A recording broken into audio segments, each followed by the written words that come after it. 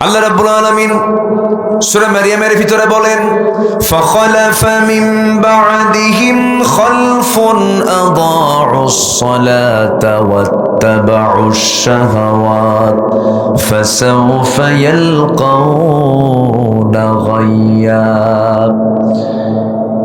এই দুনিয়াতে যারা নামাজকে নষ্ট করে ফেলবে, নামাজকে বাদ দেবে এবং যারা নাফসকে অনুসরণ করবে, মন যা চায় তাই করবে, এমন জাতীয় অপরাধ যারা করবে, দুইটা অপরাধের জন্য আমি আল্লাহ রাব্বুল আলামিন তাকে শুধু জাহান্নাম নয়, জাহান্নামের গর্ত, গাইয়ুন নামক গর্ত, গাই নামক গর্তের মধ্যে আমি তাকে ঢুকায়া ছাড়বো। জোরে কর নাউযুবিল্লাহ। গাইয়ুন নামক একটা গর্ত আছে, গাই, যে গাই গর্তকে জাহান্নাম পর্যন্ত ভয় পায়।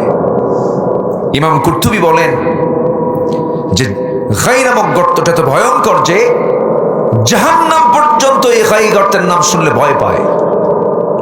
আল্লাহ শুধু এই দুই শ্রেণীকে ঢুকাবেন না, আরো 5 থেকে 6 শ্রেণীকে আল্লাহ রাব্বুল আলামিন এই গাই নামক গর্তের মধ্যে ঢুকাবেন।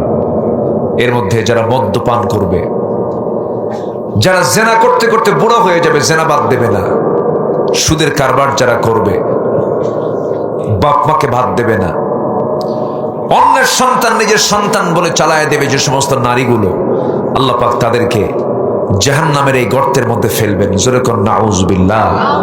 সুদের কারবার তো মনে হয় খেতলালে নাই তো, আছে আছে, সুদ খায়, বিসমিল্লাহ কয়া নাকি? জোরে কর নাউযুবিল্লাহ। সুদ খাওয়া কি? জোরে বলেন, আরো জোরে বলেন। এ হারাম কে করে দিয়েছেন? আহাল্লাল্লাহুল বাইআ ওয়া হাররামার রিবা। আল্লাহ ক্লিয়ার করে দিয়েছেন, একদম ফতোয়া, চূড়ান্ত ফতোয়া।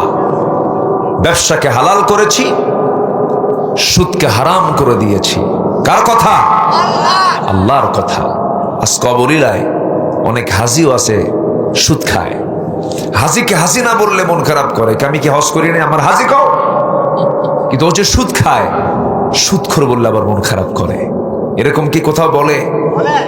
থামেন, এরকম কি কোথাও এরকম লকব বলে যে বিশিষ্ট সমাজসেবক, হাজি এবং বিখ্যাত সুদখোর?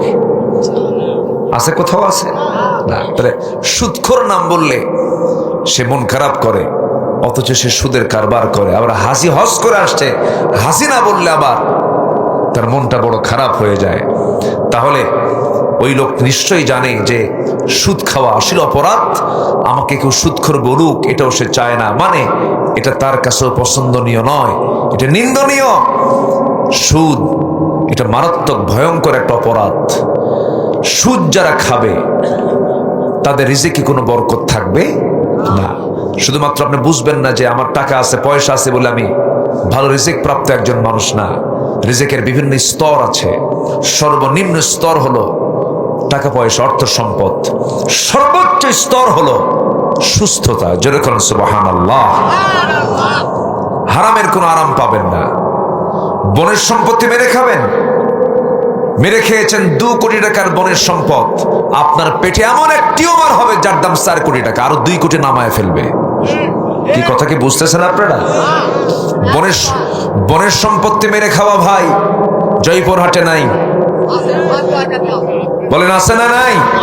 আচ্ছা, নিজের বোনকে যে মার পেট থেকে সে জন্ম নিয়েছে, মায়ের পেট থেকে আসা, একই মার পেট থেকে আসা বোনকে সম্পত্তি থেকে মাহরুম করে এমন সহোদর ভাই আছে না? আছে। উনি নেক আমল করছেন, নামাজ পড়ছেন, রোজা রাখছেন, কাম হবে না। তিলকা হুদুদুল্লাহ, ঠিক আছে না? একদম আল্লাহ ধরে ফেলবেন, এটা আল্লাহর সীমা। আল্লাহ বলছেন খবরদার, লিযযাকারি মিসলু হাযযিল উনসাইন।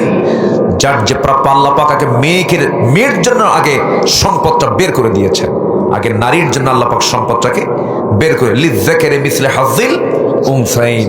আগে মেয়ের তুমি পাবে 2 ভাগ, মেয়ে পাবে 1 ভাগ, বোন পাবে 1 ভাগ, এটা দিয়ে দাও। পৈতৃক সম্পত্তি তুমি 2 বিঘা নেবে, বোনকে 1 বিঘা দিয়ে দেবে। তুমি যেদিন নেবে সেই দিনে বোনকে দিয়ে দিবা। এটা কার কথা? ভাই যেদিন পাবে বোনও আসতে কয়।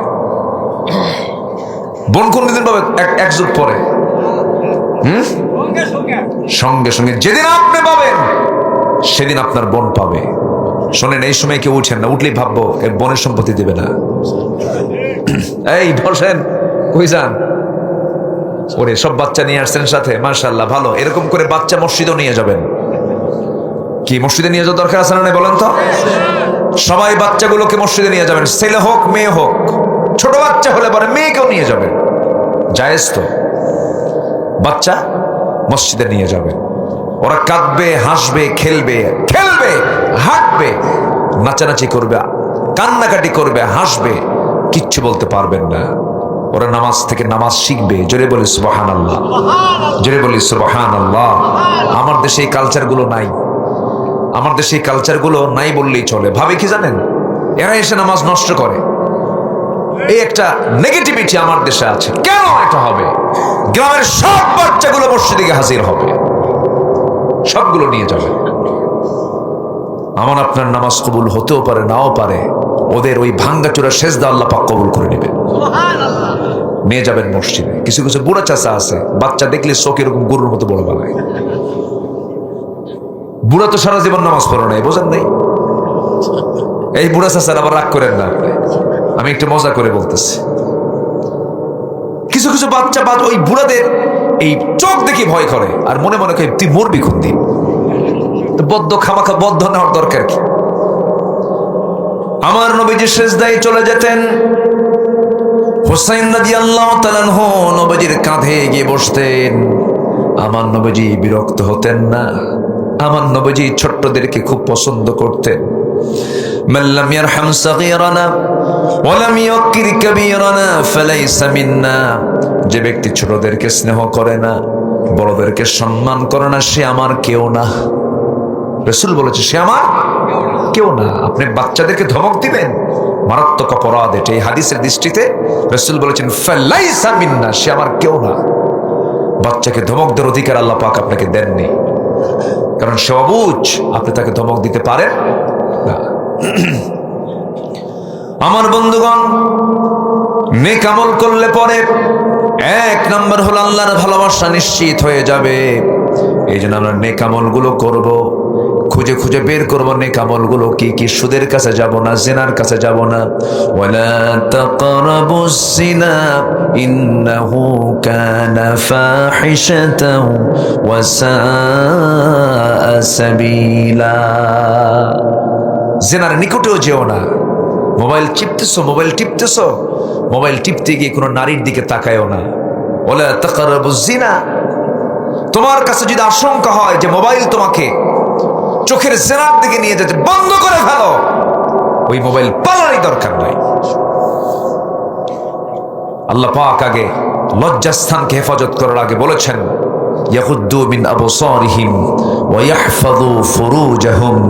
আগে চোখটাকে নিয়ন্ত্রণ করো, এরপরে লজ্জাস্থানের হেফাজত করো। লজ্জাস্থানের হেফাজতের আগে আল্লাহ পাক কি হেফাজত করতে বলেছেন? চোখকে নিয়ন্ত্রণ করব আমরা। জোরে বলি ইনশাআল্লাহ। কার বউয়ের দিকে তাকাবো? নিজের বউ না অন্যের বউ? এখন অনেকে চুপ করে আছে, কি অন্যের বউর দিকে তাকাবেন নাকি? বলুন কিসের কার বউয়ের দিকে? হয়তো যুবকরা বলতেছে হুজুর আমার তো বউ নাই, কার দিকে তাকাবো এখন? এই জন্য চুপচাপ আছেন। নিজের স্ত্রীর দিকে তাকান, আপনি সওয়াব পাবেন। অন্যের বউয়ের দিকে তাকানো যাবে না। সব নারী আপনার জন্য, তাকানোর জন্য আল্লাহ রাব্বুল আলামিন বলেন নাই পরের বউ দেখা যাবে না, পরের কোনো মেয়েকে দেখা যাবে না, পরনারীকে দেখা যাবে না। দেখলেই গুনাহ হয়ে যাবে, জিনার গুনাহ হয়ে যাবে। ওয়ালা তাকরাবুস জিনা ইন্নাহু কানা ফাহিশাতাও ওয়া সাআ সাবিলা। মান আযমানু লি মা বাইনা লিহইয়াইহি ওয়া মা বাইনা রিজলাইহি আযমান লাহুল জান্নাহ। যে ব্যক্তি দুই চোয়ালের মধ্যস্থিত বস্তু জিহ্বা এবং দুই উরুর মধ্যস্থিত বস্তু গোপনাঙ্গের যে বান্দা হেফাজত করতে পারবে, আমি রাসূল নিজে তার জন্য বেহেশতের জামিন হয়ে যাব। জোরে বলি সুবহানাল্লাহ। যত গুনাহ হয় এই দুটো অঙ্গকে নিয়েই কিন্তু পৃথিবীতে সবচেয়ে বেশি গুনাহ হয়। সামনে রমজান আসছে, এই দুটো অঙ্গকেই নিয়ন্ত্রণ করার জন্য একটা বিশাল ট্রেনিং দিয়েছেন। কোন মাস? আসতে বলে কোন মাস? রমজান মাস। রোজা রাখবো না ইনশাল্লাহ? ইফতার করার পরে বিড়ি খাবো। বিড়ি কিন্তু উত্তরবঙ্গে বেশি চলে, তাই না?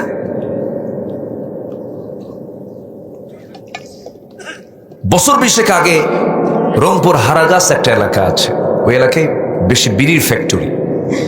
তো আমাকে এক কমিটি দাওয়াত দিয়েছে, আমি মাহফিলে গেলাম। মাহফিলে যাওয়ার পর মাহফিল শেষ করেছে, আলোচনা শেষ, দোয়ার আগ দিয়ে আমি জানি না মানে কাদের মাহফিল, আমাকে বলেও নাই। তো মাহফিল শেষে দোয়ার আগ দিয়ে আমাকে বলতেছে, হুজুর আপনি একটু দোয়া করতে হবে। কিসের দোয়া? খুঁজে আমাদের বিড়ির ফ্যাক্টরি আছে, তো এই সৌজন্য আজকে মাহফিল আমাদের, যে দোয়া করেন যেন ফ্যাক্টরিতে আল্লাহ যেন বরকত বাড়ায় দেয়। কি কথা কি বুঝতেছে না? আমি তো পড়ে গেলাম বেকায় দেয়। তো বললাম ভাই, আমাকে কানে কানে বলতেছে, আস্তে আস্তে, জোরে জোরে বলতেছে না কিন্তু। তো আমি ওনার কানটা ধরে কানে মুখ ঢুকাই দিয়ে বললাম, আজকে দোয়া করা যাবে না। কি কথা কি বুঝতেছেন আপনারা? মানে উনিও আস্তে কইল, আমি আস্তে বলে বিদায় দিয়ে দিলাম। শোনেন, ওয়াইদা খালাউ ইলা শায়াতিনহিম, খালাউ মানে কি জানেন? যখন কেউ অপকর্ম করে, অপকর্মটা যে করে সেও জানে এটা অপকর্ম, এই জন্য আড়ালে চলে যায়। কোথায় চলে যায়? আড়ালে। দরবারের মধ্যে সবাই বসে, দরবারের যে মূল মাতব্বর, ওর বিড়ির নেশা উঠছে, সামনে খায়, কি করে? ওয়াইদা খালাউ, আড়ালে যায় কিছু ফুকাফুকি কইরা ব্রেন ফ্রেশ করে আবার আসে। আছে কিনা বলেন? এরকম আছে। আমরা কোন আমল কি গুরুত্বহীন ভাববো না, সব কাজের মধ্যেই জবাবদিহিতা একদিন আছে। কার কাছে বলেন তো? আসতে বলবেন না, কার কাছে আছে? আল্লাহর কাছে আছে। আল্লাহর সামনে হাজির হতে হবে। এই জন্য আমাকে আপনাকে খুব যত্নশীল হতে হবে। নিজের দেহকে নষ্ট করা যাবে না, নিজের লাঞ্চকে নষ্ট করা যাবে না, কারণ এই লাঞ্চটা দিয়েছেন শ্বাস প্রশ্বাস নিয়ে আল্লাহর জিকির করার জন্য। আল্লাহ রাব্বুল আলামিন বলেন, আলা বিযিকরিল্লাহি তাতমাইন্নুল কুলুব। সাবধান, ডিপ অ্যাটেনশন গ্রেবার দিয়ে আল্লাহ পাক বলছেন সাবধান। তোমার হৃদয়কে প্রশান্ত করার জন্য কোনো বিড়ি টান, গাজার টান, কোনো নেশা, কোনো পান তোমাকে প্রশান্ত করতে পারে না। তোমার হৃদয়কে যদি প্রশান্ত করতে চাও, আমার নামের জিকির করো, তোমার হৃদয়টা প্রশান্ত হয়ে যাবে। যেরকম সুবহানাল্লাহ। যে হৃদয় আল্লাহ নাই, সে হৃদয় তো সে নিজেই, সেই হৃদয়, সে হৃদয়কেই ভালোবাসে না, সে নিজেকে নিজেই ভালোবাসে না। যে হৃদয় আল্লাহ আছে, সে হৃদয়টা অত্যন্ত সমৃদ্ধ। এই জন্য আমরা দিলের মধ্যে সবার আগে স্থান দেব কাকে? আসতে বলবেন না, কাকে? এক সময় না সব সময়? সব সময়। আল্লাহকে কখনো ভোলা যাবে না। আল্লাহ আমাকে 1 সেকেন্ডের জন্য ভোলেন না। আল্লাহ আমাকে 1 সেকেন্ডের জন্য আমাকে ভুলে যান না। কিন্তু আমি যদি ভুলে যাই, তবে আল্লাহ পাক একটা আয়াতে খুব ভয়ঙ্কর কথা বলেছেন, ওয়ামান আ'রাদা আন যিকরি ফাইন্না লাহু মাঈশাতান দানকা ওয়া নাহশুরুহু ইয়াওমাল কিয়ামাতি আ'মা ক্বালা রাব্বি লিমা হাশারতানি আ'মা ওয়া ক্বাদ কুনতু বাসীরা। জোরে বলুন আল্লাহু আকবার। আল্লাহ বলছেন, যে বান্দা আমার স্মরণ থেকে নিজেকে গুটিয়ে রাখবে, আমি তার জন্য দুনিয়ার জীবনকে সংকীর্ণ করে দেব। দুনিয়ার জীবনে সে শান্তি পাবে না, টাকা থাকবে, সুখ থাকবে না, এবং আমি তাকে হাসরের দিন অন্ধ করে তুলব। তুই চোখ তার থাকবে না, সে চোখ দিয়ে দেখতে পাবে না। সেদিন বলবে, আল্লাহ লিমা হাসারাতানি আমা, আজকে তুমি আমাকে অন্ধ করে তুলেছো কেন? আল্লাহ বলবেন, আমি তোকে অন্ধ করে তোলার কারণ হলো তুই আমাকে ভুলে গিয়েছিলি। ওয়া কাযালিকাল ইয়াওমা তুনসা, আজকে তেমন করে আমি আল্লাহ তোকে ভুলে গেলাম। নাউযুবিল্লাহ। আমার বন্ধুগণ, আল্লাহ যদি সেই দিন ভুলে যান, আমার আল্লাহ যদি সেই দিন আমাকে আপনাকে দূরে ঠেলে দেন, এর চাইতে বড় বিপদ, এর চাইতে বড় মুসিবত আর কি হতে পারে? এই জন্য সবাইকে বললেও যাকে বলা যাবে না তিনি আমার একমাত্র, চিল্লায় বলুন কে? কাকে বলা যাবে না? আল্লাহকে বলা যাবে না। আমার আল্লাহ কি দেননি ভাই বলেন? সব তো দিয়ে দিয়েছেন। কোনো কিছু দেওয়া কি তার বাদ আছে? আল্লাহ কি খাওয়ান না? এই যে বসে বসে আছি আমরা, এখানে কি এমনি বসে আছি না খাচ্ছি? বলেন, খাচ্ছি। আমরা এখন খাচ্ছি হলো মুখ দিয়ে না নাক দিয়ে? কই মুখ দিয়ে খাচ্ছেন? মুখ দিয়ে খায় আসছেন বাড়ি থেকে। এখন নিচ্ছি কি দিয়ে বলেন? ম্যাক্সিমাম নিচ্ছে নাক দিয়ে। নাকের খাবার বেশি জরুরি না মুখের খাবার বেশি জরুরি? কোনটা এসেনশিয়াল বলেন? নাকেরটা। এটা ছাড়া আপনি এক মুহূর্ত বাঁচবেন না। ভাত 3 বেলা না খেলেও বাঁচবেন, কিন্তু শ্বাস প্রশ্বাস প্রতি মুহূর্তে মুহূর্তে আমাকে আপনাকে নিতে হবে। এটা কে দিয়েছেন? আসতে বলবেন না, কে দিয়েছেন? আল্লাহ দিয়েছেন। এবং এই শ্বাস প্রশ্বাসকে আল্লাহ রাব্বুল আলামিন ফিল্টারিং করে ভিতরে ঢুকায় দেন, আবার ফিল্টারিং করে আবার অক্সিজেন ভিতরে ঢুকে যায়, নাইট্রোজেন বের হয়ে যায়। এরকম করে মহান রব্বুল আলামিন আমার আপনার বাঁচার জন্য সব ব্যবস্থাপনা করে দিয়েছেন। আল্লাহ বলছেন, বান্দারে আমাকে চেনার জন্য কাউকে লাগবে না, তুই তো নিজের দিকে তাকায় দেখ। ওয়াফি আনফুসিকুম আফালা তুবসিরুন। তোমার কি চোখ নাই? দেখো না, নিজের দিকে তাকাও। দেখার জন্য চোখ দিলাম, শোনার জন্য কান দিলাম, শ্বাস দেবার জন্য জিহ্বা দিলাম, রক্ত ফিল্টারিং করার জন্য কিডনি দিলাম, কত অসংখ্য ভেইন দিলাম। মাথা থেকে পা পর্যন্ত তাকায় দেখো, একটা দিক আমি অপূর্ণ রাখি নাই, সবগুলোকে আমি পূর্ণাঙ্গ করে দিয়েছি। জোরে বলেন সুবহানাল্লাহ। আমার ভাইরা, এই চোখ দিয়ে আমরা দেখি, এই চোখের মধ্যে পানি আছে। সবাই কিন্তু চোখের ভিতরে পানি আছে, সবাই তো জানেন। দেখবেন কিছু কিছু লোকের মধ্যে চোখ থেকে বেশি পরিমাণ পানি বের হয়, চোখটা ভেজা ভেজা থাকে, চোখের কোনা বেয়ে বেয়ে টপ টপ করে পানি পড়ে, এমনি পানি পড়ে। তার মেশিনটা দুর্বল হয়ে যাওয়ার কারণে পানির পরিমাণটা চোখ থেকে বেশি হয়ে যায়। এটাও এক প্রকার রোগ। আল্লাহ রাব্বুল আলামিন স্বাভাবিক চোখের ভিতরে আল্লাহ রাব্বুল আলামিন সেই পরিমাণ পানি বের করে দেন। 24 ঘন্টায় আল্লাহ রাব্বুল আলামিন প্রতি মিনিটে 15 থেকে 20 বার চোখের পলক ফেলার মধ্য দিয়ে প্রত্যেক দিন বান্দার চোখ থেকে 1 মিলিলিটার পানির বন্দোবস্ত আমার আল্লাহ করে দিয়েছেন। যেরকম সুবহানাল্লাহ। কেন করে দিয়েছেন? এর কারণ হলো চোখটা বাইরে থাকে, ধুলাবালি চোখের মধ্যে ঢুকে পড়ে। এই চোখটা যদি নষ্ট হয়ে যায়, বান্দায় পৃথিবীর চেহারা দেখতে পাবে না। বিভিন্ন ভাইরাস আক্রান্ত হয়ে যাবে। জীবাণুতাকের পানিকে মিঠা না করে লবণ করে দিয়েছেন, এবং এই লবণ পানিকে আল্লাহ রাব্বুল আলামিন বান্দার জন্য 24 ঘন্টা মলমের বন্দোবস্ত করে দিয়েছেন। জোরে বলি সুবহানাল্লাহ। লবণ আছে যেখানে, ভাইরাস নাই সেখানে। জীবাণু ধ্বংস করার জন্য কি দরকার? লবণ দরকার। আপনার গলা ব্যথা হচ্ছে, আপনার টনসিল ফুলে গেছে, পৃথিবীর সব ডাক্তারের কাছে চলে যান, ডাক্তার আগেই বলে দেবে যান বাড়িতে যান, একটু কুসুম কুসুম পানির মধ্যে লবণ নিবেন, গার্গিল করবেন, ভাইরাস দূর হয়ে যাবে। আল্লাহ রাব্বুল আলামিন বান্দার চোখের মধ্যে লবণ পানি দিয়ে আল্লাহ রাব্বুল আলামিন স্থায়ী মলমের বন্দোবস্ত করে দিয়েছেন। 24 ঘন্টায় চোখ থেকে পানি পড়ে। বিশেষ করে বান্দা যখন ঘুমিয়ে পড়ে, ঘুমের মধ্যে পানি থাকে, কিন্তু সেই পানিটা কি হয়ে যায়, সকালবেলা চোখের কোনায় 2 পাশে সাদা সাদা কি যেন বের হয়। এটার নাম কি বলে এলাকা?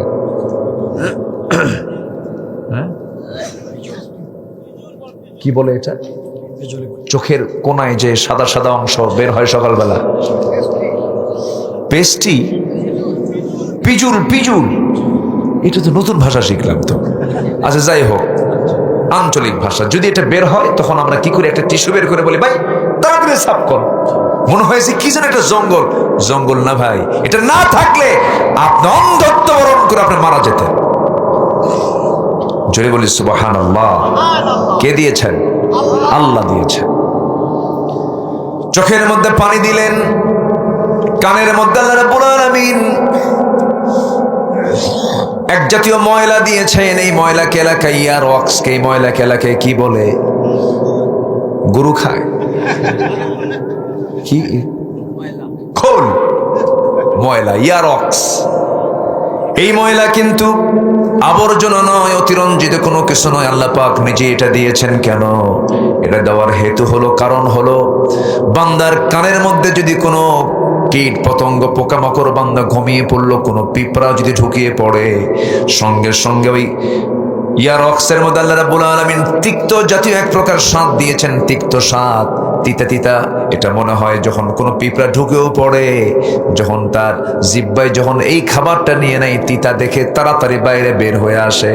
আল্লাহ বলছেন, বান্দারে তুই ঘুমিয়ে পড়বি, তোর কানকে আমি আল্লাহ এই ময়লা দিয়ে সিকিউর করেছি। জোরে কোন সুবহানাল্লাহ। কানের ময়লাকে তিক্ত করলেন, চোখের পানিকে লবণ করলেন। এবার মুখের দিকে চলে আসেন। মুখের ভিতরে আল্লাহ রাব্বুল আলামিন লালা দিয়েছেন। এই লালার মধ্যে কোনো স্বাদ দেন নাই। জিহ্বাকে আল্লাহ রাব্বুল আলামিন জ্বরের মধ্যে রেখে দিয়েছেন। জ্বর কতটুকু আছে, তেঁতুল গাছের সামনে গেলেই টের পাওয়া যায়। কি ঠিক কিনা? দুজন দাঁড়ায় আছেন, একজন তেঁতুল গাছের দিকে তাকায় আছে, তাকানো মাত্রই মুখের ভিতর থেকে ছিটকে পড়ে গেছে, লালা হচ্ছে আরেকজনের গালের উপরে। কি বন্ধু, ঘটনা কি বন্ধু? ঘটনা কিচ্ছু না, ওই তেঁতুলের দোষ।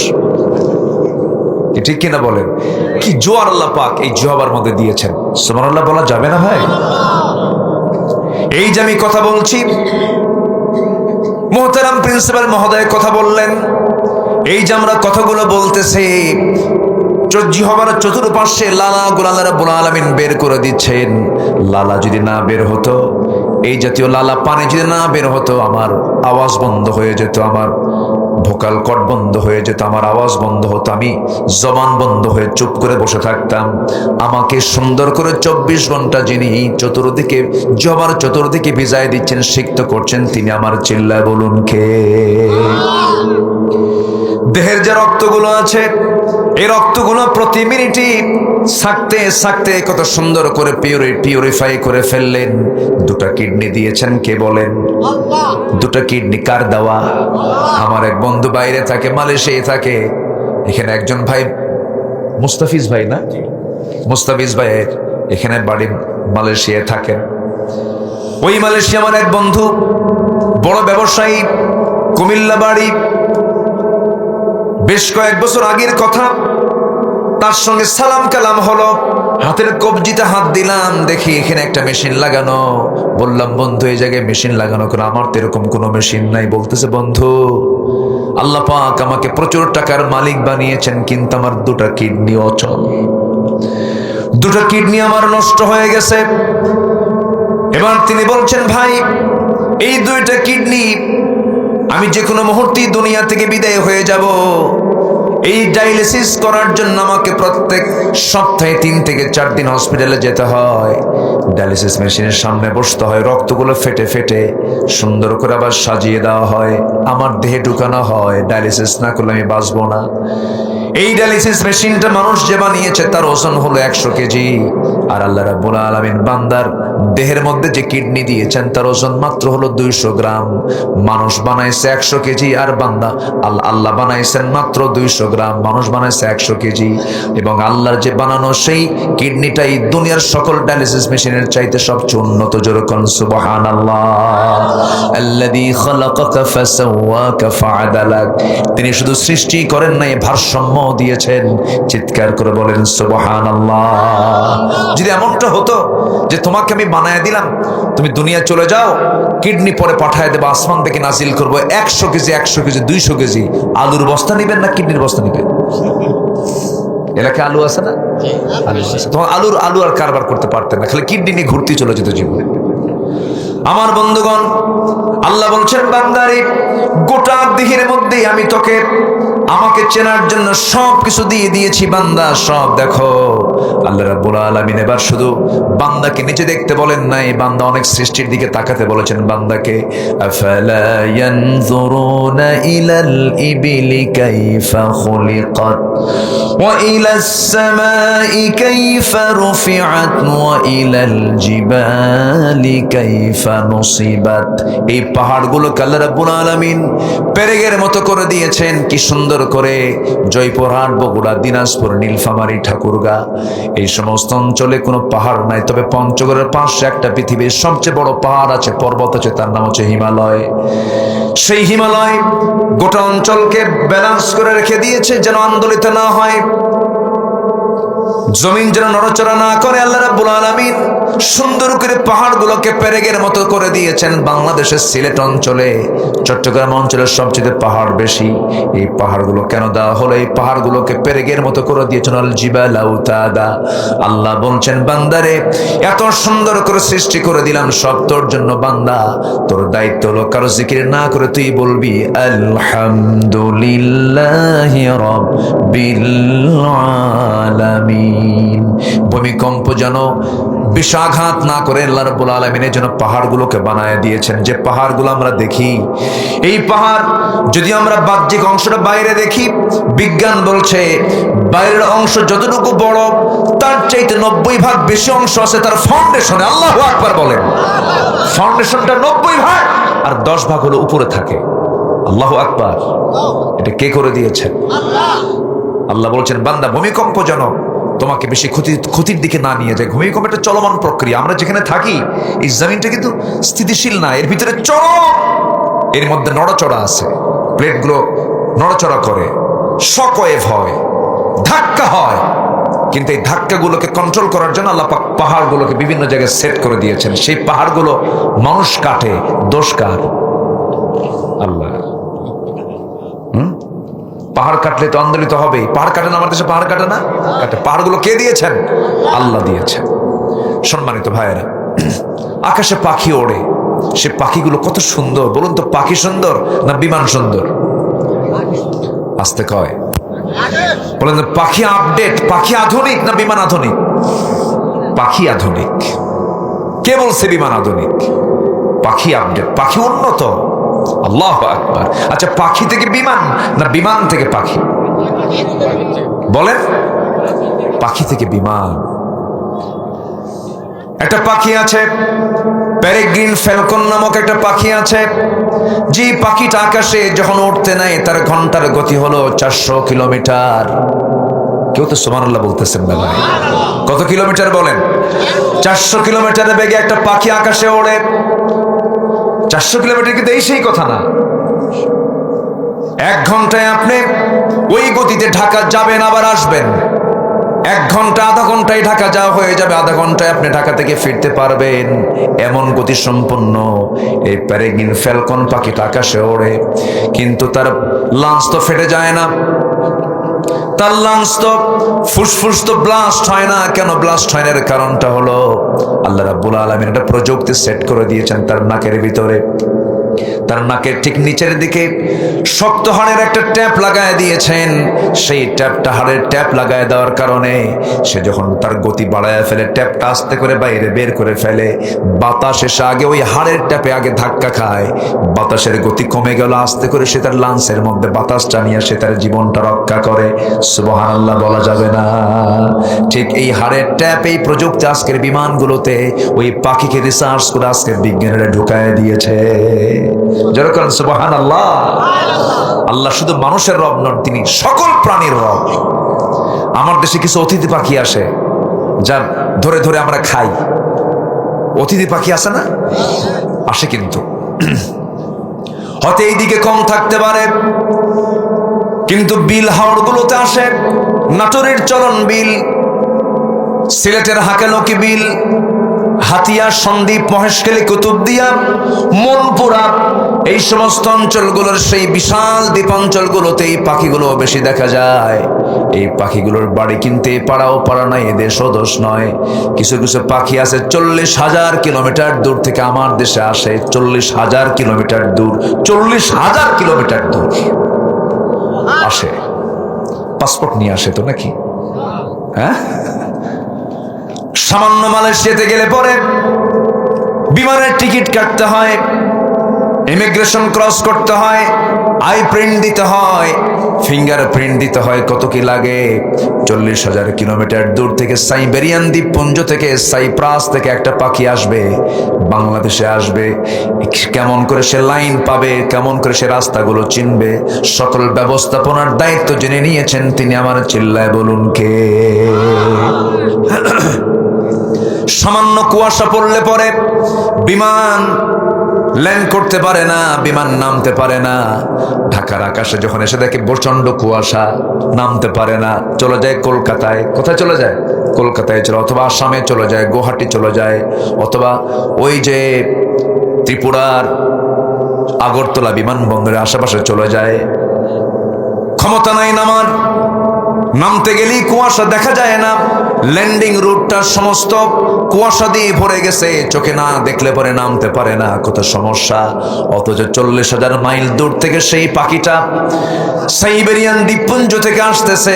কেমন করে সে আসে? আল্লাহ রাব্বুল আলামিন তার চোখের মধ্যে একটা ক্রিপ্টোক্রন নামক একটা প্রোটিন ঢুকায়া দিয়েছেন, যেখানে জিপিএস লাগানো আছে। সেই জিপিএসটা ট্র্যাকিং করে করে সে চলন বিলে সে হাজির হয়ে যায় 6 মাসের জন্য। যেরকম সুবহানাল্লাহ, চলে আসে। আল্লাহু আকবার। কেন আসে এই পাখিগুলো? আসার কি দরকার? আসার জন্য প্রয়োজন, কারণ ওই দেশে যখন ঠান্ডা পড়ে, শুধু ঠান্ডা নয়, মহা ঠান্ডা, -20 ডিগ্রি যখন হয়ে যায়, -24 ডিগ্রি মাত্রা যখন হয়ে যায়, ঠান্ডা, এত ঠান্ডা রক্ত পর্যন্ত বরফ হয়ে যাবে, আইস হয়ে যাবে, পাখিগুলো মরে যাবে, হার্ট স্ট্রোক করে মারা যাবে। আল্লাহ বলেন, পাখিরে, এই আকাশে থাকলে পরে, এই দেশে থাকলে পরে তোর জীবন শেষ হয়ে যাবে, তুই মরে যাবে। এই জন্য আমি তোর চোখের মধ্যে ক্রিপ্টোক্রন নামক প্রোটিন দিয়ে দিলাম, রাস্তা দিলাম, জিপিএস লাগায় দিলাম, তোর পাখা দিয়ে উড্ডয়ন করে উঠতে উঠতে বাংলাদেশের হাকালুকি বিল, চলন বিলে চলে যা। 6 মাস থেকে খাওয়া দাওয়া করে এই দেশে যখন ঠান্ডা আবার যখন কমে যাবে, একটু গরম গরম পাবে, ওই রাস্তা দিয়ে দিছি, সেই রাস্তা দিয়ে তুই আবার দেখে দেখে আমার তোর দেশে চলে আসবি। যেরকম সুবহানাল্লাহ, চিল্লা বলুন, তিনি কে? আল্লাহ। তিনি শুধু আমাকে দেখেন না, সবাইকে দেখেন। কিন্তু ওই পাখিগুলো কি করে জানেন? কুল্লু কদ আলিমা সালাতাহু ওয়া তাসবিহাহু, প্রত্যেকটা পাখিগুলো নামাজও পড়ে, তাসবিহও পড়ে। আল্লাহু আকবার। আমি কি আলোচনা চালাবো? কষ্ট হচ্ছে নাকি আপনাদের?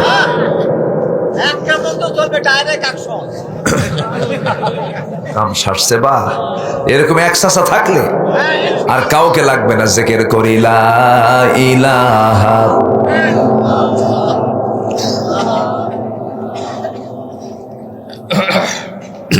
লা ইলাহা ইল্লাল্লাহু মুহাম্মাদুর রাসূলুল্লাহ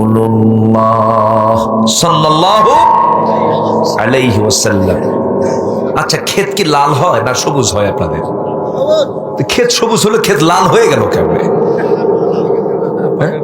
পাকার পরে কি হয়? সোনালী ধান, তাই না? জি আলহামদুলিল্লাহ। না তাহলে তো ঠিক আছে, নাম তো ঠিকই আছে, আলহামদুলিল্লাহ। জয়পুরহাট ক্ষেতলাল। আবার ওইদিকে কালাই আছে না? ওইদিকে কালাই টালাই বেশি হয় মনে হয়। জি, ক্ষেতলাল, কালাই, কত নাম, কত নামের পরিচয় গোটা দুনিয়া জুড়ে। সম্মানিত ভাইয়েরা, তাহলে আমরা 1 নাম্বার, নেক আমল করলে কার ভালোবাসা পাবো বলেন তো? আমরা কি নেক আমল করতে রাজি আছি? সবাই কি নামাজ পড়তে রাজি আছেন? নামাজ কয় ওয়াক্ত? 5 ওয়াক্ত। তবে নামাজের মধ্যে কিছু ক্লাস আছে, কিছু আছে 5 ওয়াক্ত মুসল্লি, কিছু আছে সাপ্তাহিক মুসল্লি, কিছু আছে মাসিক মুসল্লি, কিছু আছে সিজনাল ইলেকশনিক মুসল্লি। দেখেন না, এই যে নির্বাচনের আগ পর্যন্ত কত টুপি, কত সুন্দর পোশাক, মাথার টুপি, মুখের দাড়ি, আর ঘাড়ে হাজি রুমাল, সাদা পাঞ্জাবি, সাদা পায়জামা, দেখে মনে হয় কেবলই জিব্রাইল আসমান থেকে নাজিল হল। ঠিক আছে না? নির্বাচন চলে গেল, সব পোশাক চলে গেল, আসল চরিত্র ফুটে উঠলো। সে ঠোঁটগুলো দেখছেন, যতই সাজার চেষ্টা করুক না কেন, ঠোঁটগুলো দেখি মনে হয় পাক্কা বিড়িখোর। কি ঠিক কিনা বলেন? চোখ দেখলে মনে হয় পাক্কা মদখোর, ঠিক কিনা? এজন্য এজন্য সম্মানিত ভাইয়েরা, আমরা সিজনাল কোনো কিছু হব না, আমরা হব 5 ওয়াক্ত নামাজের মুসল্লি। জোরে বলি ইনশাআল্লাহ। যত ইবাদত আছে এর মধ্যে সবচেয়ে মূল ইবাদত হচ্ছে কি বলেন? আরো জোরে বলেন, কি বলেন? আসসালাতু ইমাদুদ্দিন। নামাজ হচ্ছে দ্বীনের স্তম্ভ, মূল। এটা ঠিক থাকলে এটাকে নিয়ে সবকিছু। আল্লাহু আকবার বলেন। কাজ নিয়ে নামাজ না, নামাজ নিয়ে কাজ? বলেন বলেন বলেন বলেন।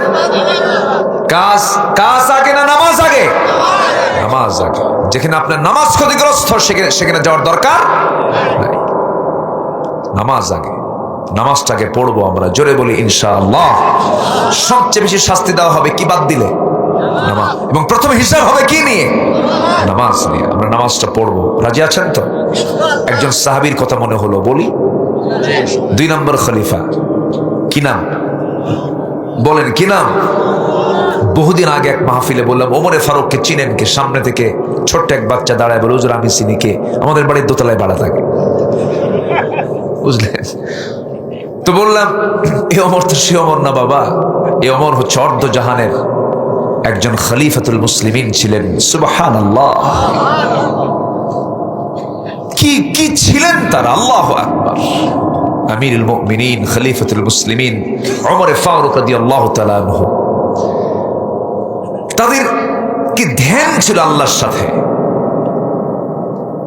তিনি কোন এক রাতে নামাজ পড়ানোর জন্য মসজিদে নববীর দিকে আগায়া যাচ্ছেন। আগের শাসকরা নামাজ পড়তেন না পড়াতেন? বলেন বলেন। তারা রাষ্ট্রেরও আমির, নামাজেরও কি? তাই ইমাম ছিলেন। ইমাম তো ইমাম যিনি হবেন তিনি সব জায়গায় ইমাম হবেন। নামাজ পড়াতেন তিনি, নামাজ পড়তেনও পড়াতেনও তিনি। কিন্তু আজকের আমার দেশের এ পর্যন্ত যত শাসক পেলাম, বলেন তো নামাজ পড়ে না পড়ায়? কোনোটাই না। দেখেন কি করে, দেখছেন? হ্যাঁ, কোনোটাই না। আপনারা এত বিচক্ষণ, আমি তো এটা খেয়াল করিনি। মাশাআল্লাহ, খুব সতর্ক দেখতেছি। আমরা এমন শাসক কি চাই না ভাই? আসতে কন কেন? এমন শাসক কি চান? আর আমাদের নেতৃবৃন্দের যে অবস্থা, অধিকাংশ নামাজের দায়িত্ব যদি দেওয়া হয়, শুরু হবে শেষ হবে না। বিগত সময়ে আমার এই কান সাক্ষী, পার্লামেন্টে তেলাওয়াত করার জন্য কারি সাহেব যায় নাই। এক এমপিকে স্পিকার দায়িত্ব দিয়েছে, আপনি একটু তেলাওয়াত করুন। অধিবেশন শুরু করতে পারছি না, কারি সাহেব আসে নাই, তেলাওয়াত করতেছে। শয়তান কয়ে, তোর সামনে তেলাওয়াত ভালো আছে। এই হচ্ছে আমাদের নেতৃবৃন্দের দশা। মুসলিম নেতৃত্ব দেওয়ার জন্য যে গুণ দরকার, সেই গুণ ওয়ালা নেতা আমরা এখনো পাইনি। আল্লাহ, তুমি ওমরের মতো একটা শাসক আমার দেশে দিয়ে দাও। জোরে বলেন, আর একটু জোরে বলেন, আর একটু জোরে বলুন না ভাই। এটা খুব দরকার, এটা খুব প্রয়োজন। শাসক ভালো হলে জনগণ ভালো হয়। শাসকের দোয়া আল্লাহ পাক সরাসরি কবুল করেন। দরিয়া শুকায় গেছে, জনগণকে ওমরে ফারুককে বলছেন, আমিরুল মুমিনিন, দরিয়ায় পানি নাই। আমি চিঠি লিখলেন, চিঠি বললেন এটা ফেলে দাও, দরিয়ায় ফেলে দাও। ফেলে দেওয়া হলো। দরিয়া উত্তাল তরঙ্গ চতুর্দিক থেকে চলে আসলো। ধুলায় মলিন জমিন ওই উত্তাল তরঙ্গের পানি দিয়ে সবুজ শ্যামলে রূপান্তরিত হয়ে গেল। এই জন্য শাসকটা হতে হয় আল্লাহওয়ালা। শাসক কি হতে হয় বলেন তো? আল্লাহওয়ালা হতে হয়। আল্লাহ জাতিকে বোঝার তৌফিক দান করুন। জোরে বলি আল্লাহুম্মা আমিন। আপাতত নারী নেতৃত্বের যে একটা বিশাল জগদ্দল পাথর আমার দেশে চাপিয়েছিল দীর্ঘদিন ধরে, এখান থেকে আমরা একটু হলো কি রেহাই পাইছি তো? নাকি রেহাই পাইছি কিনা? একটু হলো পাইছি, যা হলো পাইছি। পুরুষ তো আসছে নাকি? পুরুষ তো পাইছি আমরা। কি আপনাকে রাগ করতেছেন নাকি? আপনারা পাইছি। তবে আমরা আল্লাহওয়ালা পেতে চাই, নামাজি পেতে চাই, যার নেতৃত্বের দিকে তাকালে রাসূলুল্লাহর কথা মনে হবে, এমন নেতৃত্ব আমরা দেখতে চাই। কারা কারা দেখতে চান হাত উঁচু করে দেখান মুসলমান।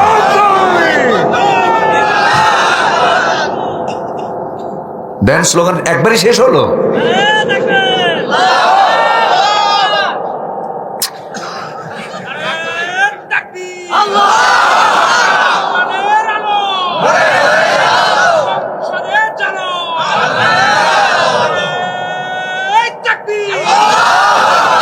আল্লাহ কবুল করুন, জোরে বলি আমিন। আস-সুলতানু জিল্লুল্লাহ, আস-সুলতানু জিল্লুল্লাহ। আল্লাহু আকবার। কত বড় মজবুত কথা। সম্মানিত ভাইয়েরা, আল্লাহ তাআলা গোটা পৃথিবীর দ্বিতীয় বৃহত্তম মুসলিম জনপদ আমাদেরকে জন্ম দিয়েছেন। 18 কোটি মুসলমান এই দেশে বসবাস করে। 18 কোটি, বিশাল ব্যাপার। এই সবুজ ভূখণ্ডকে আল্লাহ পাক ইসলামের জন্য কবুল করুন, দ্বীনের জন্য কবুল করুন। জোরে বলি আমিন। এই জাতি এখন পালস বোঝে। 90 দশক আর নেই, 2000 আর নেই, 2010 নেই, এখন 2026 সাল। জনগণ এখন অনেক কিছুই বুঝে, আগের চেয়ে অনেক সচেতন। আল্লাহ তুমি আরো সচেতন হওয়ার তৌফিক দান করো। জোরে বলি আমিন। আমরা সচেতন থাকবো, আমরা সজাগ থাকবো, আমরা স্মার্ট থাকবো। ইমানদার কখনো আনস্মার্ট হবে না, ইমানদার কখনো অচল থাকবে না, সে কখনো অচেতন থাকবে না, সে সচেতন থাকবে, ব্যক্তিত্ব সম্পন্ন হবে। জোরে বলি ইনশাআল্লাহ। ওমরে ফারুক রাদিয়াল্লাহু তাআলা আনহুর আমি নামাজের কথা মনে হয়, তার কথাটা মনে হলো। উনি প্রায় একটা দোয়া করতেন। সেই দোয়াটা হলো আল্লাহুম্মা রযুকনি শাহাদাতান ফি সাবিলিক ওয়াজআল মাউতি ফি বালাদি রাসূলিক। আল্লাহ, আমি তোমার কাছে শহীদি মওত কামনা করি, তুমি আমাকে শহীদি মওত দান করবা এবং তুমি আমাকে নবীর শহরে এই মদিনায় তুমি আমার মৃত্যু দিয়ে দিবা। এই দোয়াটা তিনি প্রায় করতেন, কিন্তু সেই দোয়াটার প্রেক্ষাপট এলাও করে না, কারণ বদর, উহুদ, খন্দক, হুনাইন সব যুদ্ধ হয়ে গেছে বড় বড়। মদিনার আশেপাশে কোনো যুদ্ধ লাগার সম্ভাবনা নাই, কিন্তু তিনি প্রায় দোয়া করতেন, আল্লাহ শহীদ হিসেবে কবুল করো, মদিনা আমার মৃত্যুটা দিও। কিন্তু আল্লাহর কি ফয়সালা, আল্লাহ পাক তার দুটা দোয়াই কবুল করে নিয়েছেন। কি সুন্দর করে দোয়া কবুল হলো। নামাজ পড়তে বেরোলেন, নামাজ শুরু করেছেন, প্রথম রাকাত পড়েছেন, দ্বিতীয় রাকাতে নামাজ পড়তে নিয়ে যখন রুকুতে চলে গেছেন, এমন সময় এক আততায়ী এসে ডান দিক থেকে তার পেটের মধ্যে বিষওয়ালা বিষাক্ত চাকু ঢুকায়া দিল। তিনি টের পেয়ে গেলেন, নামাজ ছেড়ে ফেললেন, সতর্ক হয়ে গেলেন। বুঝে ওঠার আগে আবার তাকে উপর্যুপরি ধরে ফেলে তলপেটের দিকে দুটা চাকু দুবার ডাবল স্টেপ মেরে দিয়ে ভুঁড়ি পর্যন্ত বের হয়ে গেল। সাইয়েদনা ওমর ফারুক ওই যে সেন্সলেস হয়ে পড়ে থাকলেন, কয়েক ঘন্টা সেন্স নাই। নামাজ তিনি সম্পূর্ণ করতে পারেন নাই। দ্বিতীয় রাকাতের রুকুতে গিয়ে তিনি অসুস্থ হয়ে পড়লেন, সেন্সলেস হয়ে গেলেন। সেন্স যখন ফিরে গেছে, লক্ষ্য করে দেখেন তার কলিজার টুকরা আব্দুল্লাহ ইবনে ওমর রাদিয়াল্লাহু তাআলা আনহু, তার ছেলে, চোখের কোনা বেয়ে বেয়ে টপ টপ করে পানি পড়ছে আর কান্নাকাটি করছেন। ওমরে ফারুক বলছেন, সন্তান রে কান্দো কেন? আল্লাহ পাক আমার দোয়া না কবুল করে নিয়েছে। আমি আজকে শহীদের পথে চলছি, যে কোনো মুহূর্তে দুনিয়া থেকে বিদায় নেব। আব্দুল্লাহ, কলিজার টুকরা সন্তান, কেঁদো না, আমি দুনিয়া থেকে বিদায় নেব। আমাকে যে মেরেছে সে কোনো মুসলমান নয়, আবু লুলু মাজুসে আঘাত করেছে, সে একজন অগ্নি পূজক, আমাকে আঘাত করে। সে যেহেতু আমাকে আঘাত করেছে, আমি নিশ্চিত আমি শহীদের দরজা পেয়ে যাচ্ছি। ও আমার আব্দুল্লাহ, আমার জন্য তাড়াতাড়ি পানির ব্যবস্থা করো, পানি আনো। এক গ্লাস পানি তার সামনে দেওয়া হলো। ওমরে ফারুক বলছেন, আমার কলিজার টুকরার সন্তান আব্দুল্লাহ, এটা কিসের পানি আনছো আব্বা? আপনার তৃষ্ণা পাচ্ছে মনে হয়, আপনি পানি পান করুন। ওমরে ফারুক বলছেন, সন্তান রে, আমার কলিজায় কোনো তৃষ্ণা নাই, আমার তৃষ্ণা হলো ওযুর পানি দাও, ফজর নামাজটা আমার এখন আদায় হয় নাই। ফজর নামাজটা আমার এখনো আদায় হয়নি। নামাজ কেমন আমরা নষ্ট করে ফেলি। ভুঁড়ি বের হয়ে গেছে, রক্ত গড়ে গড়ে পড়তেছি। নামাজ নামাজ, আব্দুল্লাহ ওযুর পানি আনো। ওযুর পানি আনা হলো, ওযু বানায় নিলেন। ভুঁড়িগুলো নিয়ে নামাজ পড়বেন কেমনে? গামছা দিয়ে পেটটা বাঁধলেন। দাঁড়িয়ে নামাজের চেষ্টা করছেন, পারলেন না, বসেও পারলেন না। এবার তিনি ইশারা করে করে নামাজটা পড়লেন। নামাজ পড়ে বলছেন, আব্দুল্লাহ, তুমি আমাকে হাসি মুখে বিদায় দিবা, তুমি কান্দো কেন? আমি যে শহীদের দরজা পেয়ে যাচ্ছি, আমার জন্য দোয়া করো। সঙ্গে সঙ্গে বলছে, আব্বা, আপনার জন্য ডাক্তার এনেছি, হাকিম চলে আসছে। এবার ডাক্তার সামনে বসে বলেন, আমিরুল মুমিনিন, আমি আপনার জন্য এই এক গ্লাস দুধ আনলাম, দুধটা বিসমিল্লাহ বলে পান করুন। দুধের যখন গ্লাসটা দেওয়া হলো, তিনি বিসমিল্লাহ বলে পান করলেন। কিন্তু দুধটা পেটে থাকলো না, ওই যে নাভি, ওই যে নাড়িটা ফুটো হয়ে গেছে, সব ফুটো দিয়ে সমস্ত দুধগুলো বের হয়ে গেল। ডাক্তার জিব্বায় কামড় মেরে বলতেছে, ইন্না লিল্লাহ, আমরা আমিরুল মুমিনিন কারে দেখতে পাবো না। দুনিয়া থেকে তিনি শেষ নিঃশ্বাস ত্যাগ করে বিদায় নিয়ে নেবেন যে কোনো মুহূর্তে।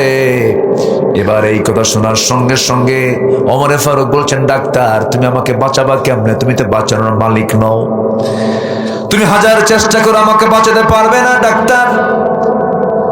তুমি আমাকে বাঁচানোর চেষ্টা করতেছো, কিন্তু আমার আল্লাহ আমার নাকের মধ্যে জান্নাতের ঘ্রাণ ঢুকায় দিয়েছে, আমি জান্নাতের গন্ধ পাচ্ছি, আমি দুনিয়া থেকে বিদায় নিয়ে নেব। আমার কলেজার টুকরা আব্দুল্লাহ, গত 2 বছর আগে আমার বন্ধু আবু বকর রাদিয়াল্লাহু আনহু কি আমার নবীর কবরের পাশে তাকে শোয়ায় রেখেছি। আমার বড় শখ, নবীর পাশে আমি ঘুমাতে চাই। তুমি একটু চলে যাও আম্মা জান আয়েশার ঘরে গিয়ে আমার সালামটা জানায় বলো, আমার একটা আবদার, সে যেন তার জায়গাটুকু আমার জন্য দিয়ে দেয়, আমি নবীর পাশে ঘুমাতে চাই।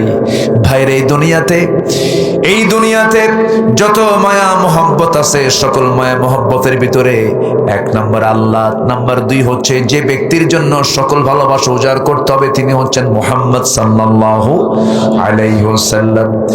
এই দুনিয়াতে যত মানুষ এসেছে এবং আসবে, সকল মানুষের ভিতরে সাহাবীদের মর্যাদা সবচেয়ে বেশি হওয়ার মূল কারণ, যতগুলো কারণ আছে আমি ভাঙ্গাচোরা যতটুকু স্টাডি করেছি, এর মধ্যে 1 নম্বর কারণ হলো প্রত্যেক সাহাবী নিজের জীবনের চাইতে রাসূলকে বেশি বেশি মহব্বত করেছেন। যেরকম সুবহানাল্লাহ, নবীজির প্রতি মহব্বত থাকার দরকার আছে না নাই?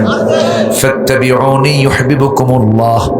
আল্লাহ বলছেন, বান্দারে তুমি যদি আমার ভালোবাসা পেতে চাও, আমার রাসূলের তোমরা ইত্তেবা করো। ফাত্তাবিউন, রাসূল বলেন তোমরা আমার ইত্তেবা করো, ইউহিব্বুকুমুল্লাহ, আল্লাহ তোমাদেরকে ভালোবাসবেন। শুধু ভালোবাসবেন না, তামাম জিন্দেগীর সমস্ত গুনাহগুলো আমার আল্লাহ মাফ করে দিবেন। যেরকম সুবহানাল্লাহ। আমার ভাইরা, সাইয়েদনা ওমর ফারুক রাদিয়াল্লাহু আনহু দুনিয়া থেকে বিদায় নেবেন। বিদায়ের প্রাক্কালে এমন ওসিয়ত যখন করলেন, আম্মা জান আয়েশা বলেন, এত বড় মহান ব্যক্তি আমার কাছে এমন একটা আবদার করল, আমি কেমন করে মানা করি? আমি আমার নিজের জায়গাটুকু ওমরে ফারুক আমি দান করে দিলাম। এখনো নবীর পাশে ঘুমিয়ে আছেন 2 জন সাহাবীকে, 2 জন খলিফা, প্রথম 1 নম্বর এবং 2 নম্বর খলিফা। এখানে লেখা আছে এবং ওখানে একটা আয়াত সেখানে অঙ্কন করা আছে, লা তারফাউ আসওয়াতাকুম ফাওকা সাওতিন নবী। এই আয়াতটা এই 2 জন সাহাবীর শানে নাজিল হয়েছিল। আমার ভাইরা, কোন একটা আলোচনার বৈঠকে একটা কিন্তু মানে আদব আছে, এই আদবটা হচ্ছে আয়াত।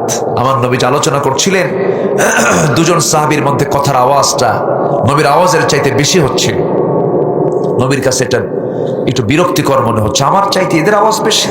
আল্লাহ পাক আয়াত নাজিল করলেন। এই জন্য কোনো মাহফিলে, কোনো বৈঠকে যারা বড়রা কোনো কথা বলবেন, সেখানে সবার আওয়াজটা বড় হওয়া উচিত না ছোট হওয়া উচিত? ছোট হওয়া উচিত। নামাজে জি জি, এবং নামাজ শুরু হয়ে গেছে, ইমামের তেলাওয়াতের সময় অন্য কোনো আওয়াজ করা যাবে না। সব শৃঙ্খলা ইসলাম শিখিয়েছে। আসুন না আমরা ইসলামকে সব জায়গায় ফলো করার চেষ্টা করি। আল্লাহ কবুল করুন, জোরে বলি আমিন। তাহলে সাইয়েদনা ওমর ফারুকের প্রেক্ষাপট যে টানলাম, উনি ওনার জীবনের শেষ সময় তিনি অতিক্রম করছেন, সব ভুলে গেছেন। তিনি কি বলেন নাই? বলেন কি বলেন নাই? আসসালাত আসসালাত ইমা মালাকাত ইমানুকুম। সেই 5 ওয়াক্ত নামাজ কারা কারা পড়বেন? এটা হাত তুলে দেখান তো দেখি। ফজর নামাজ থেকে শুরু করব, জীবনের নামাজ ছাড়বো না। কারা কারা চিৎকার মেরে বলি আল্লাহ আমাদেরকে ফজর, জোহর, আসর, মাগরিব, ইশা 5 ওয়াক্ত সালাত নামাজ আদায় করার তৌফিক তুমি আল্লাহ দিয়ে দাও। জোরে বলি আমিন। আরো জোরে আমিন, আরো জোরে আমিন। অনেক কষ্ট দিয়ে ফেললাম আপনাদের। বাড়ির বউটা যদি নামাজ না পড়ে কি করবেন? কি বসায় দেবো নাকি? কি বসান দেবেন? এই তো মহা মুশকিল দেখতেছে। মানে দাওয়াত দেবেই না, আগে পিটন দেবে। এত পিটানোর নেশা আপনার, যে কইছে সে মনে বিয়ে করে নাই। বউকে মারা কি এত সস্তা? বউকে ভয় লাগে না? এই বউকে ভয় করেন না আপনারা?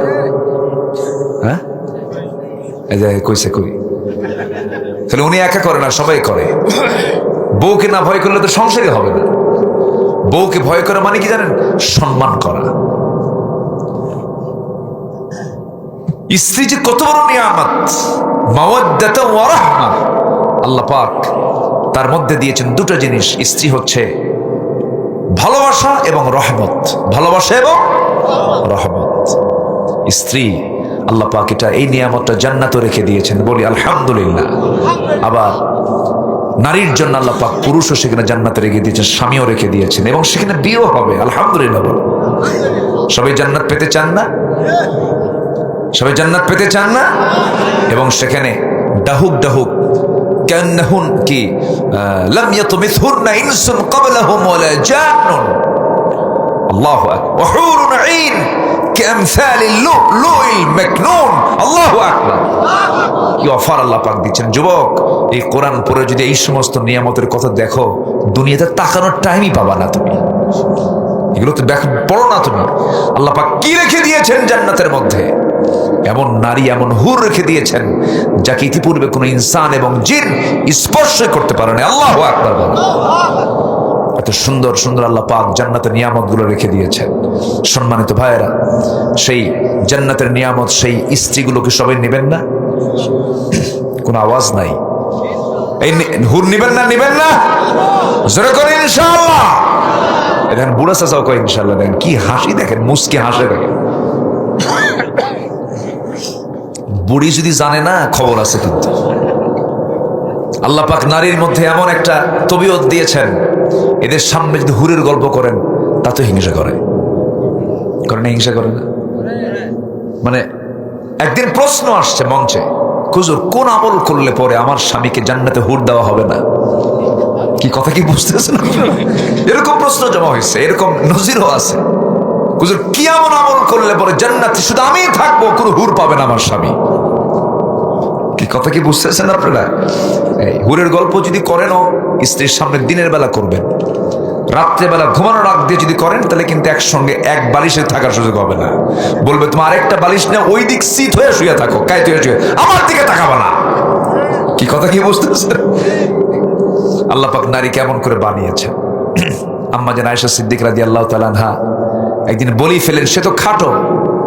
হ্যাঁ, আমার নবীজি একটু চেহারা কালো বানায় বললেন, তুমি যে কথাটা বললে, এই কথা যদি শুধু খাটো, এই কথা যদি 7 সমুদ্র ছেড়ে দেওয়া হতো, 7 সমুদ্রের পানির মানে পানির রং বিবর্ণ হয়ে যেত, দুর্গন্ধে রূপ নিত।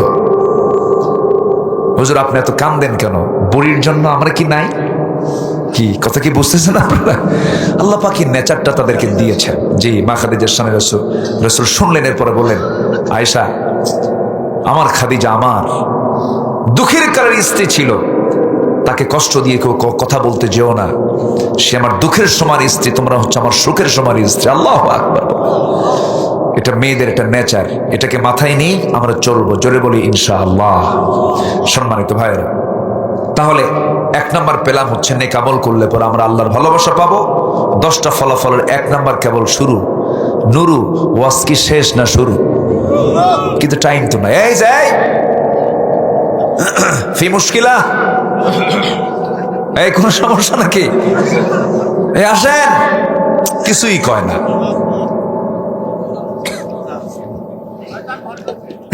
জি বসো বাবা, বসো, আমরা একসঙ্গে দোয়া করে দেবো। অনেক রাত হয়েছে, 12:15 বাজে প্রায়। নাম্বার 2 হচ্ছে নেক আমল করলে পরে জান্নাতের সুসংবাদ দিয়েছেন কে?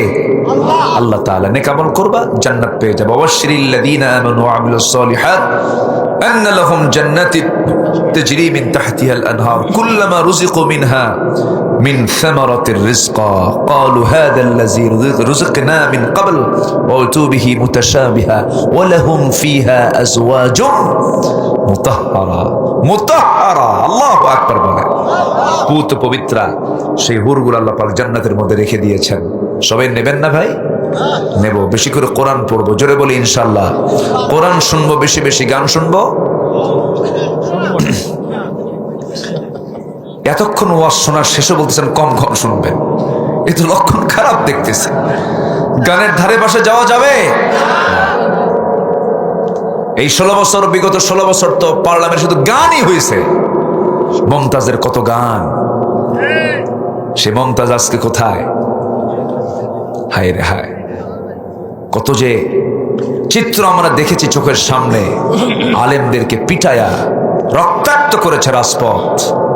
আল্লামা সাইদির মতো মানুষটাকে মেরে কি প্ল্যান করে ক্লিনিক্যাল ডেড বানিয়ে রাষ্ট্রীয় হত্যা করা হয়েছে দিল্লির প্রেসক্রিপশনে। এই সিচুয়েশন তৈরির পেছনে অনেক কারণ আছে। জুলুমকে আল্লাহ পাক টিকসই করেন না, কুফরি দিয়ে শাসনকে আল্লাহ পাক স্থায়ী করতে পারেন। যদি ঈমান নাও থাকে, যদি জুলুম না করে, কুফরি শাসনকেও আল্লাহ পাক টিকসই করতে পারেন, কিন্তু জুলুমের শাসনকে আল্লাহ পাক টিকসই করেন না, শেষ করে দিয়েছেন। অতএব জুলুম করলেই দিল্লি, জুলুম করলেই কোথায় যেতে হবে? যারা ক্ষমতার মসনদে বসে আছেন, সাবধান হয়ে যাবেন। জুলুম করবেন তো ঠিকানা আল্লাহ পাক একটা বের করে দিচ্ছে, কোথায়? আল্লাহ পাক জুলুম থেকে আমাদেরকে বাঁচান, জোরে বলি আল্লাহুম্মা আমিন। জি, নাম্বার 3, সৎকর্মের মাধ্যমে গুনাহ মাফ হয়ে যায়। কি মাফ হয়ে যায় বলেন? গুনাহ মাফ হয়ে যায়। ইন্নাল হাসানাতি ইউযহিবুনাস সাইয়্যাত যালিকা যিকরা লিয-যাকিরিন। নাম্বার 4 হলো নেক আমল করলে পরে পবিত্র জীবন আল্লাহ পাক তাকে দিয়ে দেন। মান আমিলা সালিহাম মিন যাকারিন আও উনসা ওয়া হুয়া মুমিনুন ফালানুহইয়ান্নাহু হায়াতান তাইয়্যিবাহ। জোরে বলুন আল্লাহু আকবার। নাম্বার 5 হলো আল্লাহর রহমত প্রাপ্তির সুসংবাদ আল্লাহ রাব্বুল আলামিন দিয়েছেন। ইন্না রাহমাতাল্লাহি করিবুম মিনাল মুহসিনিন। জোরে বলুন আল্লাহু আকবার। নাম্বার 6 হলো মন্দ কাজ সমূহ মিটিয়ে দেওয়া এবং কর্মের উত্তম ফলাফল আল্লাহ রাব্বুল আলামিন দান করেন। যে বান্দা ঈমান আনবে, নেক আমল করবে, লানুকাফিরান্না আনহুম সাইয়্যাতিহিম ওয়া লানাজজিয়ান্নাহুম আহসানাল্লাযী কানু ইয়ামালুন। জোরে বলুন আল্লাহু আকবার। আচ্ছা, এখানে কোন ইউনিয়নে যেন 3টা কামিল মাদ্রাসা পাশে হানাইল একটা আছে। জি, এত একটা ইউনিয়নে যদি এত কামিল মাদ্রাসা থাকে, তাহলে তো ওই ইউনিয়নে কোনো হুজুর ছাড়া লোক থাকার কথা না। আমার মনে হয় এরকমই, তাই না? আলেমের সংখ্যা বেশি, মাশাআল্লাহ। বাংলাদেশে কোথাও নাই এরকম রেকর্ড মনে হয় বাংলাদেশের কোথাও কোন, মানে কিছু থানায় বাদ পড়ছে কামিল মাদ্রাসা নাই। অথচ এখানে এক ইউনিয়নে কয়টা কামিল মাদ্রাসা? 3টা।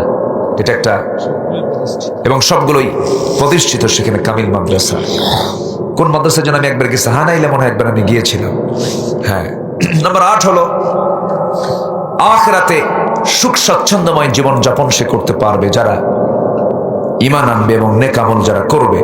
ইন্নাল আবরারা লাফি নাঈম। নাম্বার 9 হলো জান্নাতের শ্রেষ্ঠ ঝর্ণাগুলো আল্লাহ রাব্বুল আলামিন তাদের জন্য দিবেন, সুসংবাদ দিয়েছেন। ইন্নাল আবরারা ইয়াশরাবুন মিন কাস। আল্লাহ রাব্বুল আলামিন ওই ইমানদার বান্দাদের জন্য জান্নাতের মধ্যে ঝর্ণা রেখে দিয়েছেন, বিভিন্ন পানীয়, বিভিন্ন পান পাত্রগুলো রেখে দিয়েছেন। জোরে বলুন সুবহানাল্লাহ। নাম্বার 10 হলো নেক আমল যারা করবে, আল্লাহ রাব্বুল আলামিন বলছেন আমি তার সঙ্গে নিজে সাক্ষাৎ করব জান্নাতের ভিতরে। ফামান কানা ইয়ারজু লিকা রাব্বিহি ফালইআমাল আমালান সালিহান ওয়া লা ইউশরিক বিইবাদাতি রাব্বিহি আহাদা। জোরে বলুন আল্লাহু আকবার। যে ব্যক্তি নেক আমল করে, যে ব্যক্তি নেক আমল করবে, আমি আল্লাহ রাব্বুল আলামিন তার সঙ্গে সাক্ষাৎ করব। মান কানা ইয়ারজু লিকা রাব্বি, যে ব্যক্তি ইচ্ছা করতে চায় আল্লাহর সঙ্গে সাক্ষাৎ করতে, সে যেন নেক আমল করে, আমি তার সঙ্গে সাক্ষাৎ দেব। জোরে কোন সুবহানাল্লাহ। আরেকটা কাজ করতে হবে, সেটা হলো শিরকির কাজে যাওয়া যাবে না। কিসের কাজে যাওয়া যাবে না? শিরকির কাজে যাওয়া যাবে না। বাচ্চা হয় না, মাজারে চলে গেলাম, গেল ঈমান থাকলো না, গেল ঈমান চলে গেল। বাচ্চা হয় না, মান্নত করে খাসি একখান পাঠায় দিলাম, মাজারে যায়া খাজা বাবার সামনে গিয়ে বললাম, বাবা আমার বাচ্চা হয় না, বাচ্চা দাও। ইমান আছে না গেছে?